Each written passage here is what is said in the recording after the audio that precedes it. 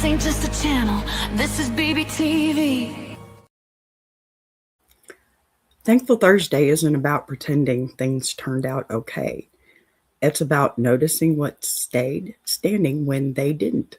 And today, we're sitting with the kind of gratitude that doesn't arrive after healing, but has to exist alongside loss, uncertainty, and change. When someone like Céline Dion continues to show up with grace while carrying what hasn't lifted, it invites a quieter, harder question about what it actually means to be thankful when life doesn't give you your old footing back. It's Thankful Thursday, a pause in the chaos to notice what still holds up, keeps us going, or surprised us this week in the best way. Gratitude lives here. It's A boss be rising, BBTV's igniting, turn the volume up, yeah, the whole world's invited. From the gravel road to the neon dream, she built an empire out of broken wings. Boss be rising, sky ain't even the ceiling when she hits go live, everybody feels it.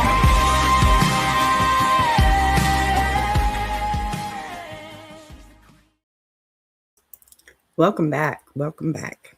Thankful Thursday. It's a strange space to stand in when gratitude doesn't come wrapped in relief, because most of what we're taught about thankfulness, it assumes something has already resolved, healed, or even been restored. And that isn't always how life works. There are seasons where loss doesn't move out of the way for gratitude, where uncertainty doesn't pause so you can catch your breath, and definitely where the version of yourself you used to rely on is no longer available to you. Yet life continues anyway. That's the kind of gratitude I want to sit with today. Not the performative kind that, rushes to find silver linings, but the quieter kind that exists in real time while things are still, unfinished. When you look at someone like Céline Dion, what stands out isn't just her talent or her legacy. It's the way she continues to carry herself in the middle of profound personal change and loss and physical uncertainty without pretending that, those things don't exist. So her story right now isn't about triumph or comeback. It's about presence, about staying connected to gratitude without denying grief, and about learning how to live when the body, the future, and the sense of self you once trusted are no longer predictable. That's an uncomfortable place to be because it forces you to redefine what strength actually looks like. And it challenges the idea that thankfulness has to be loud or optimistic or even tied to outcomes. There is definitely a kind of endurance that doesn't get celebrated very often. The endurance of continuing to show up honestly, even when you don't know how the story is going to unfold. That endurance, it asks for a different relationship with gratitude, one that isn't dependent on resolution. Many people only feel allowed to be thankful once the worst part is over, once the pain has been justified by a lesson or a reward or a happy ending of some sort. But real life doesn't always provide those clean transitions. We all know that. Sometimes gratitude has to live alongside fear, alongside disappointment, and definitely alongside the grief of losing not just people, but versions of yourself you never expected to outgrow. What makes this hard to talk about is that we live in a culture that prefers recovery narratives, stories where suffering is only acceptable if it leads somewhere inspiring. But that leaves very little room for people who are, still in the middle, still adapting, still learning how to inhabit a life that no longer looks the way they imagined, right? Celine's story right now, it doesn't fit neatly into a redemption arc, And that's precisely why it matters, because it reflects something deeply human about the way gratitude actually functions when you're not done grieving. Gratitude in these moments isn't about being happy with what happened. It's about acknowledging what remains, what still and connects you to meaning, purpose, or love, even as other things fall away. There is humility in that kind of gratitude because it requires letting go of control and certainty. And it asks you to accept that thankfulness doesn't have to cancel out sadness in order to be real. Many people struggle here, not because they're ungrateful, but because they've been taught that gratitude shouldn't make things feel better, or it should. And when it doesn't, then assume they're doing it wrong. But gratitude that coexists with loss isn't meant to soothe you. Not at all. It's meant to anchor you, to remind you that even in change, even in limitation, there is still something worth holding on to. Watching someone live publicly through that process can be confronting because it strips away the illusion that success, talent, or even love insulates you from suffering. And it forces you to reckon with the reality that no one is exempt from. From having to renegotiate their life when circumstances change. What's striking about Celine isn't that she expresses gratitude despite loss. It's that she expresses it without pretending the loss isn't costly, without minimizing what's been taken from her, and without rushing to present a version of strength that feels palatable to others. That kind of honesty invites us to rethink our own relationships with thankfulness, to question whether we've been using gratitude as a way to bypass pain instead of a way to stay grounded within. Thankful Thursday exists for that reconsideration, for the slow work of redefining what it means to be thankful when life doesn't return what it took, when healing isn't linear, and definitely when the future remains uncertain. This isn't about celebrating endurance or virtue, or as a virtue, or suffering as character building. It's about recognizing the quiet courage it takes to remain present without guarantees, to keep showing up to your life as it is rather than as you wish it were. Gratitude in this sense becomes less about appreciation, more about acknowledgement. And we're talking about acknowledging the love that still exists, the connections that remain, the purpose that hasn't disappeared, even if its expression has changed. There's also a tenderness required here, because living this way, it means allowing yourself to grieve honestly without treating gratitude as a betrayal of that grief.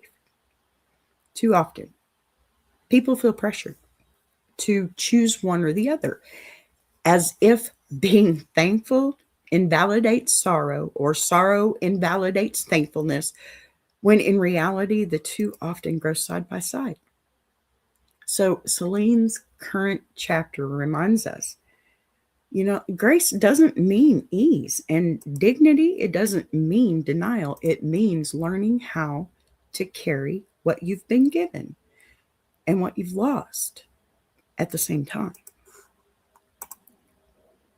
Hi, Patty friend. How are you, honey? Good to see you again. So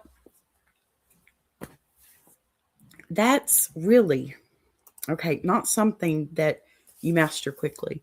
And it's not something that looks impressive from the outside. But it is something many people quietly recognize in their own lives, especially during seasons where nothing feels resolved. So, Thankful Thursday is an invitation to slow down enough to notice that kind of gratitude, the kind that doesn't announce itself, the kind that I guess it doesn't require applause. And the kind that simply says, I'm still here, even if everything I relied on before has changed. Today isn't about answers or inspiration. It's about sitting with the reality that gratitude doesn't always feel good, but it can still be meaningful. And sometimes meaning is what keeps us steady when comfort is no longer available. I think we can all probably agree on that. So before we move into this letter, because you know I have one, I want to slow the room down just enough to remember what Ask a Bee is actually here to do, because this isn't a place where stories are offered. Hi, Dennis. It's not a place where stories are offered up for solutions where gratitude gets turned into something performative. Letters on this show exist because there are experiences that don't resolve neatly. And you know what? Experiences where people are learning how to live alongside change rather than move past it. And Thankful Thursday often brings those tensions into a sharper focus. The people who wrote this, or the person that wrote this, isn't looking for reassurance or a lesson. And they aren't asking to be reminded of what they should be thankful for. They're naming the quiet confusion of trying to hold gratitude at the same time as grief or loss or limitation without feeling dishonest or afraid that one cancels out the other. Hi, Dennis. Everybody's friends here. Thank you for asking. So this is the kind of place where gratitude feels complicated, right? Not because it's absent, but because it no longer looks the way it used to. That can be unsettling when you're used to thinking of thankfulness as something that arrives after relief. So what Ask a Bee offers here isn't clarity or direction, it's room. Room to speak about what it feels like to stay present in a life that has shifted, to acknowledge what's been. Bye-bye, Dennis. Thanks for coming. What's been lost without erasing what still remains, and to sit with the discomfort of not knowing how to reconcile those things yet, As you listen to this letter, please notice how much of it lives in that in-between space where appreciation and sorrow exist side by side, and where the hardest part isn't the loss itself, but learning how to inhabit a version of gratitude that doesn't require pretending you're okay. This letter isn't meant to lead us anywhere specific, okay? It's meant to be heard as it is, because sometimes the most respectful response to a story like this is to allow it to unfold without interruption or judgment or the pressure to make it meaningful before it's time. Here's your letter. I'm writing because I don't know how to explain what gratitude looks like in my life anymore, and I feel like I'm failing at it somehow. I've lost things I never imagined I would lose, not all at once, but slowly, through changes in my body, my relationships, and the future I thought I was building toward, and even though I know I still have things to be thankful for, the gratitude doesn't feel the way it used to. It feels quieter now, heavier, more complicated, and sometimes I wonder if that means I'm doing it wrong.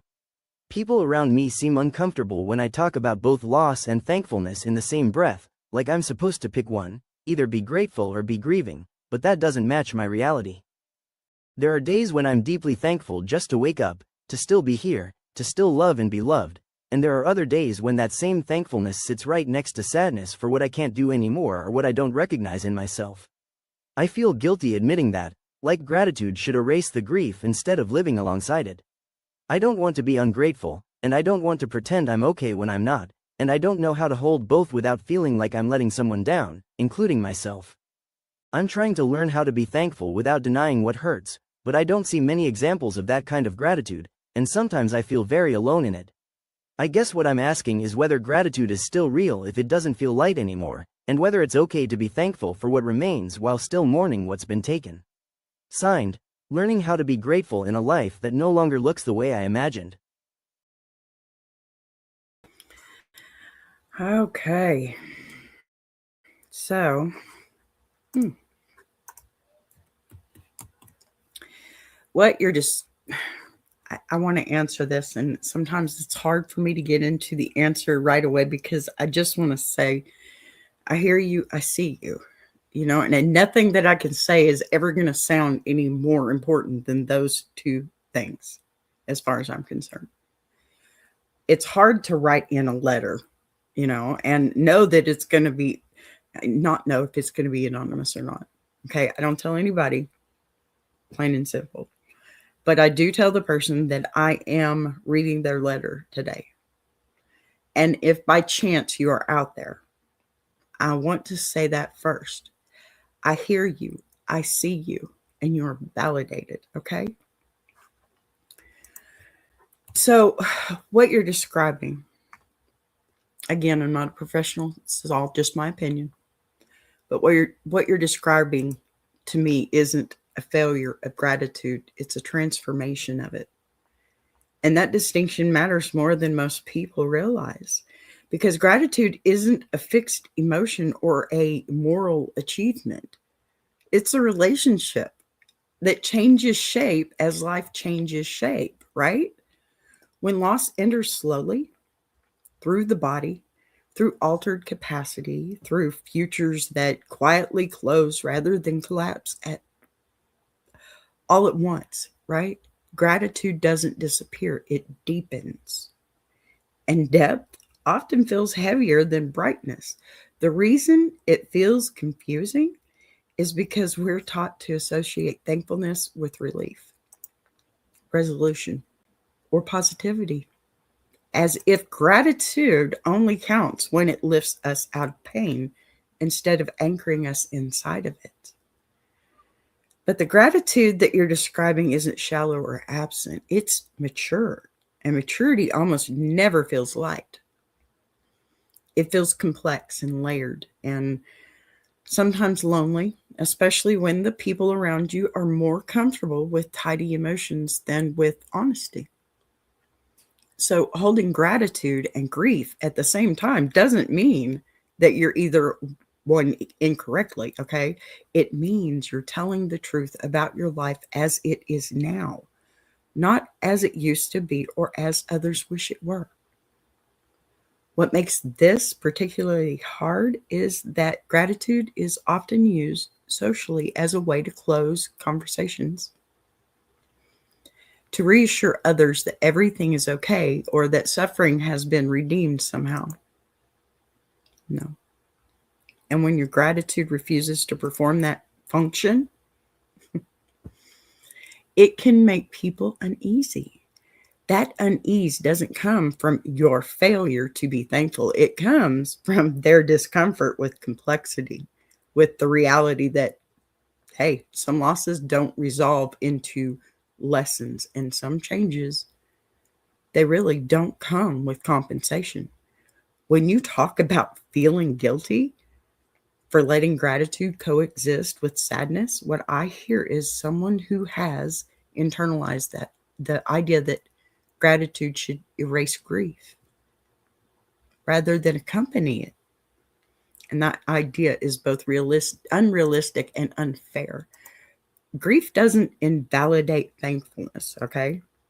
And thankfulness doesn't betray grief. They are not opposites. They're not competing for space. They are parallel responses to loving something that mattered and still matters. The version of gratitude that you're learning now is quieter because it's no longer fueled by expectation. It's no longer tied to how things are supposed to turn out.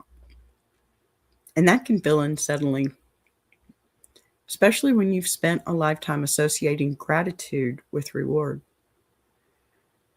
Programming, as technical as it sounds, it's just not. So, oh gosh, this kind of gratitude, it doesn't promise comfort. It offers steadiness, a way of remaining present when certainty is gone. And that steadiness can feel fragile because it isn't reinforced by applause or reassurance. When you look at someone like Celine Dion in this chapter of her life, what stands out isn't resilience as performance, it's presence, the choice to acknowledge what has been lost without pretending it hasn't cost her dearly, and the choice to express thankfulness, not for outcomes, but for connection, meaning, and the ability to remain herself even as the conditions of her life change. I mean, come on. You have to admit, just in the last 10 years, her life has been just completely turned upside down. That's why I think she's a good example for this letter today. And I hope it helps because this woman is a beautiful soul. And I think, well, I think we can relate. Because, that kind of gratitude doesn't announce itself loudly because it doesn't need to convince anyone. It simply exists as a way of staying oriented when the ground shifts. You're not alone in feeling unsure how to live inside that space because, you know what? We don't offer many models for it. And when we do, they're often flattened into inspiration rather than allowed to remain complicated. Pardon me. The loneliness that you feel isn't a sign that you're ungrateful. It's a sign that you're inhabiting a form of gratitude that isn't widely understood or celebrated. There is also something important in the way you describe feeling, like you're letting someone down. Because that pressure reveals how often gratitude gets turned into an obligation rather than a genuine response. And obligations always carry guilt when they're not performed correctly, right? But gratitude, that is honest. It cannot be obligated. It has to be allowed to change as you change. Or it becomes another way of silencing yourself. The questions of whether gratitude is still real when it doesn't feel light is a powerful one because it exposes how shallow our cultural definition of thankfulness has become. Programming. Real gratitude isn't always pleasant and it isn't always comforting. Sometimes it's simply the recognition that something meaningful still exists even as the other things fall away. That recognition can hurt because it keeps you connected to what you've lost instead of numbing you to it. But it can also keep you grounded in what remains without demanding that you minimize your pain. You're not wrong. Not wrong at all for missing the version of yourself who found gratitude easier. Just as you're not wrong for learning how to be thankful in a way that feels slower and more deliberate now. This transition, it doesn't mean you've lost gratitude. It means you're carrying it with more awareness. And awareness often feels heavier before it feels sustaining. It's also worth naming that, gratitude isn't meant to resolve anything. It isn't a tool for fixing grief or making sense of loss. It's simply a way of staying in a relationship with your life, even when that life no longer matches your expectations. When gratitude becomes quieter, it often becomes more personal, less performative, and less available for public consumption. And that can be, I don't know, it can feel isolating if you're used to sharing it as something others recognize as affirmed. But private gratitude, whole other story. The kind that doesn't need witnesses, okay, is often the most durable, believe it or not. Because it isn't dependent on approval or understanding. You're allowed to be thankful for what remains without being okay with what was taken, and you're allowed to grieve what's gone without erasing the meaning that still exists. Those permissions don't come from anyone else. They come from your willingness to tell the truth about your experience instead of forcing it into a shape that feels acceptable. Learning how to live with this kind of gratitude, it takes time because everything takes time, right? But also because it requires releasing the idea that thankfulness should make you feel better and embracing the idea that sometimes it simply helps you stay present, connected, honest. That may not look impressive and it may not feel uplifting, but it is real. And real gratitude doesn't need to prove itself ever. It only needs room to exist as is, alongside the grief, the change, and the uncertainty, without being asked to justify its weight. I know it doesn't seem so easy when you say it, right? I mean, nothing is ever easy when you're just talking about it. It's hard. Life is hard. Life sucks sometimes. Then again, life is pretty great. It can be both, right? It can always be both. I'm writing because I don't know how to explain what gratitude looks like in my Excuse me, I'm not good today either. It's my brain going nuts today. We're going to get into this story just a little bit here because I think Miss Celine Dion is inspirational. And if you know more about her life, you can understand that, her story is going to resonate everywhere, even after she's gone, because of the fight that she's had, well, at least for the last 10 years. I can't imagine what losing so much, especially with her own self. But I think what makes Celine's story really resonate so strongly is the season of her life isn't the scale of her success or the longevity of her career. It's the way loss has arrived not as a single dramatic rupture, but as an ongoing redefinition of what her life is allowed to look like, sound like, feel like, and how she continues to inhabit that reality without pretending it hasn't changed her. I think that's a problem for all of us. Things like what she's gone through, it changes us.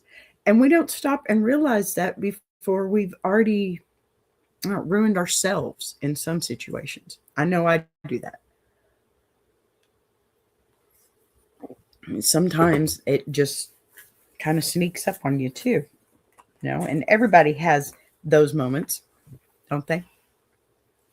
So the way I see it is there is something pretty profoundly destabilizing about, I don't know, losing capacity rather than opportunity, about waking up in a body that no longer behaves the way it used to and realizing that effort and discipline and desire and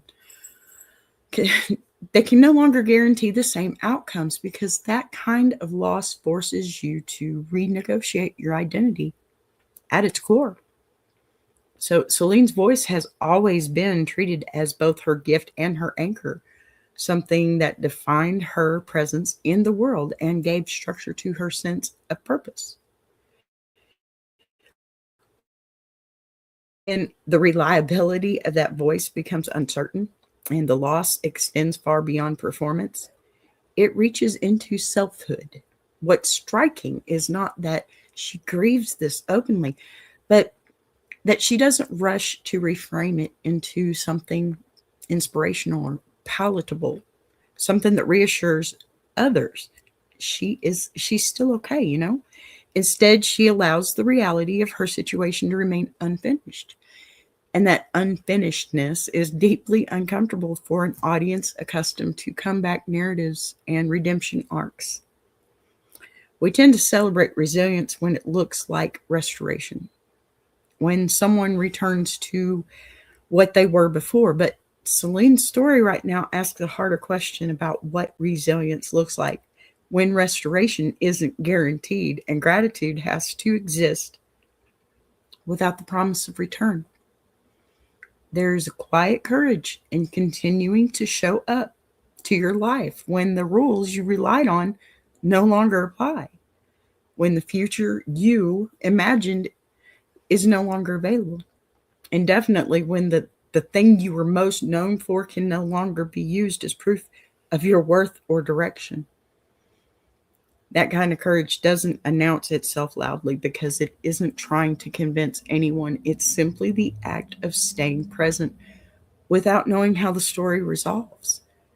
Many people struggle here, not because they lack gratitude, but because gratitude in these moments feels differently and different than they expected, for sure. Heavier, more deliberate, and less tied to outcome. Celine's way of holding gratitude now doesn't erase grief. It makes room for it. And that coexistence challenges the cultural assumption that thankfulness should feel uplifting or reassuring. Watching someone publicly navigate that tension can be unsettling because it removes the illusion that talent and discipline or love can insulate you from having to grieve parts of yourself you never expected to lose. There is also something deeply human in the way that she continues to express appreciation for connection, for music, for the people who remain present in her life, without suggesting that those things compensate for what has been taken. Gratitude here isn't a replacement, it's an orientation, a way of staying connected to meaning, even as capacity changes. That distinction matters because it reframes gratitude from being a response to improvement into being a practice of presence. And definitely, presence often feels fragile when you're learning how to live inside new limits. So, Celine's story exposes how often we equate thankfulness with resolution and how little language we have for gratitude that exists mid process, mid loss, mid uncertainty. There's a kind of loneliness that comes with this because people want reassurance. They want to know how the story ends, and they want evidence that suffering leads somewhere satisfying. When that evidence isn't available, discomfort sets in. Rather than sit with that discomfort, many people look away or try to reframe the story into something more digestible, I guess. Celine's refusal to rush that reframing keeps the conversation honest. She isn't offering a moral or a lesson. She's offering presence. And presence is harder to consume than inspiration because it asks something of the observer: patience, humility, willingness to accept that not all losses come with compensation. So, this first segment isn't about cataloging what she lost or predicting what comes next. It's about noticing how gratitude shifts when life asks you to let go of certainty, when the future becomes something you approach carefully rather than confidently. There's wisdom in that shift, even though it doesn't feel triumphant because it teaches you how to stay oriented without guarantees, how to remain connected to what still matters without minimizing what hurts.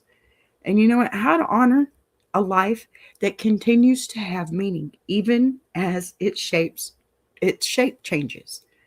Celine's current chapter invites us to reconsider the way we talk about thankfulness, not as something that fixes pain, but as something that allows us to remain present inside it without being consumed. That kind of gratitude, it doesn't make for easy stories, but it makes for honest ones. And honesty, especially in seasons of loss, is often the most generous thing a person can offer, both to themselves and to others who are quietly learning how to do the same. All right. We're going to take a little break because I hear my dog doing his Catahoula pee pee dance. That's what I'm going to start calling it. Y'all go ahead and listen to this really cool song, and I shall be back shortly. She came from the quiet storms, built a fire from the ground, turned a whisper to a warning. Now her voice shakes the town. Every setback was a lesson, every doubt became a key, unlocking something bigger. That's the rise of Boss B. When the lights go low, her vision hits high. She built a whole damn network off a promise and a try. Every sunrise, every moment, she's stacking legacy. This ain't just a channel, this is BBTV. Boss B rising, BBTV's igniting. Turn the volume up, yeah, the whole world's invited. From the gravel road to the neon dream, she built an empire out of broken wings. Boss B rising, sky ain't even the ceiling. When she hits go live, everybody feels it.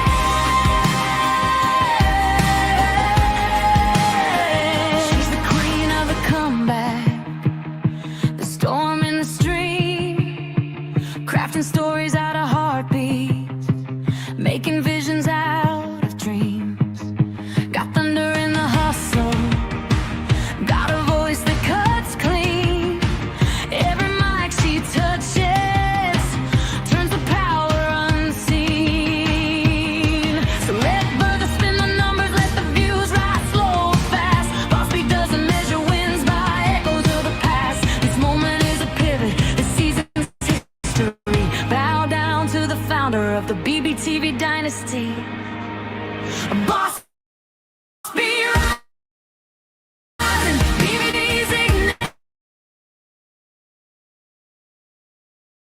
Yeah, the whole world's united. From the gravel roads to the neon. Boss B rising, sky ain't even the ceiling. When she hits go live, everybody feels it. Truth in the frame, got a heart that won't retire, and a gift you can't name. Every loop, every letter, every dream she sets free. It's a love note to the world sign. Boss B.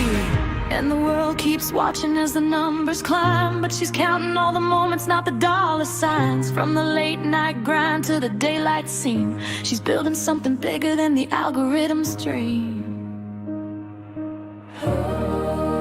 Boss B rising, BBTV shining, her story's rewriting, a legacy in real time.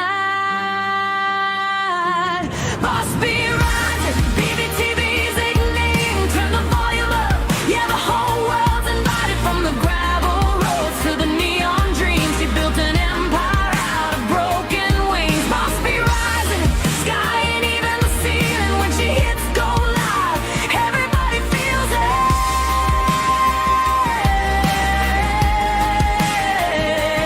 BBTV, where the stories breathe. BBTV, where the dreamers believe.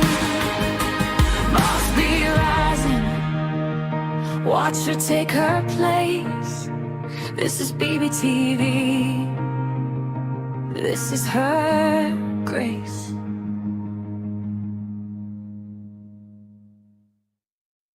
Join Boss B for Ask a Bee Monday through Friday, 12 noon Central Standard Time and Jukebox Journey every Saturday, 8 p.m. Central Standard Time.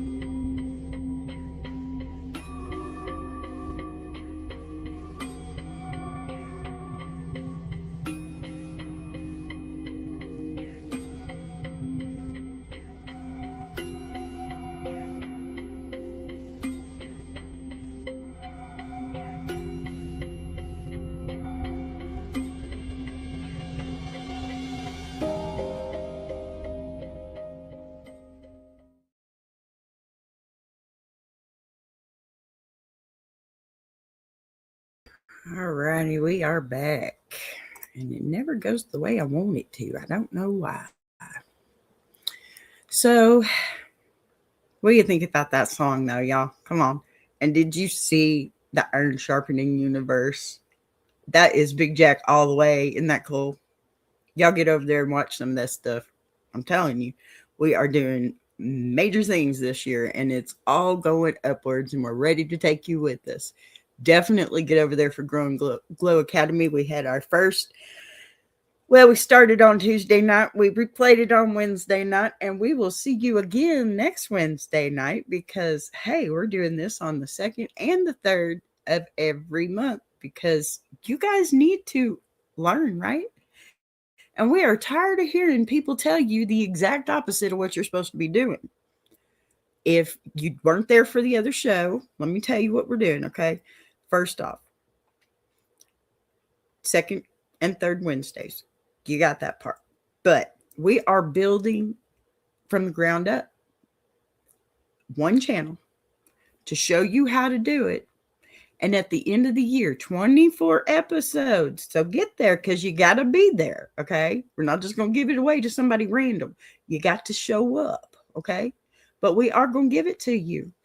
And if we get it monetized, well, guess what? You get monetized. And you get to run with it. It's yours. We hand it over to you clean, free, nothing, no ties. But we do ask that you stick with the galaxy or the universe because we need more galaxies in this place, right? All right. Y'all go see Big Jack. Y'all go see Mama Lions. Y'all get back here and see me. That's all there is to it. All right. So the second segment, the next movement, asks us to sit with is how gratitude matures when it's no longer tethered to certainty. Sorry, y'all. I'm all hyped up now. Got my caffeine and definitely got my excitement going with Grow and Glow Academy. I'm telling you. This is fun stuff. We had a blast. And we usually go about an hour, but we went 2 on that first show. That's how much fun we were having. Y'all get over there. Okay, so everybody with me? Woosah, if that's what you want to say. I don't know. So once you accept some things may not return, thankfulness, it stops being a reaction to, improvement and becomes a way of orienting yourself in the present, right? So Celine's life right now isn't organized around what she might regain because there's loss here, not gain. We know this. This illness is not anything that's going to be good, and it's not going to end well. And she knows that too. We're talking about her strength through this. This is organized around what she can still honor, still connect to, still recognize as meaningful, even as the future remains unclear. And that distinction, it really reshapes how gratitude functions.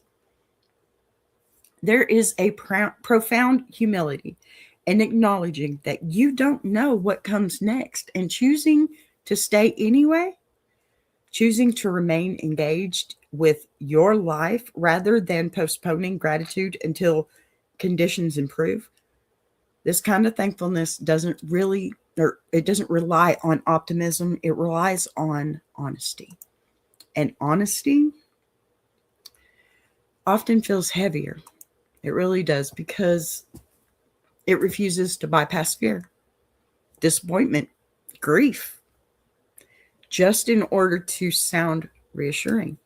What many people don't talk about is how destabilizing it can be to live without the familiar markers that once told you who you were doing or what you were doing well, especially when your identity has been built around a particular capacity or role or contribution. Her singing, her music. I mean, that's what it was built around, right?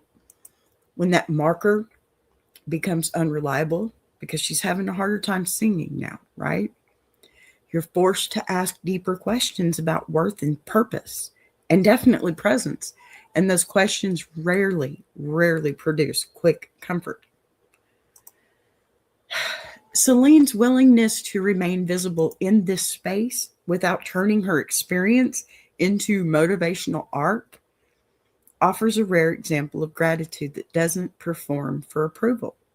Gratitude that exists without needing to convince anyone it's enough. And that kind of visibility can be confronting, and because it mirrors the places in our own lives where we've learned to delay gratitude until things are fixed or healed or explained.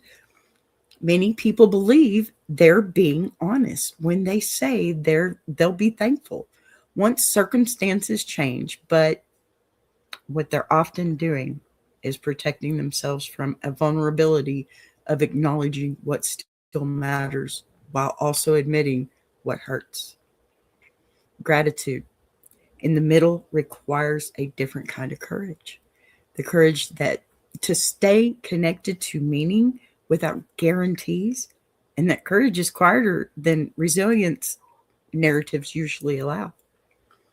There's also a tenderness in recognizing that gratitude doesn't always feel expansive. Sometimes it feels contained and precise, almost fragile, because it's being practiced carefully within limits that must be respected. Celine's current chapter, it shows how gratitude can become more intentional when it's no longer abundant, and how it shifts from a broad emotional state into a deliberate way of relating to what remains. That shift doesn't diminish gratitude, it defines it, it refines it, stripping away expectation and replacing it with presence. Watching this process unfold publicly challenges the assumption that gratitude must always feel good in order to be real. Because what's being modeled here is gratitude that steadies rather than soothes. That grounds rather than uplifts, doesn't it?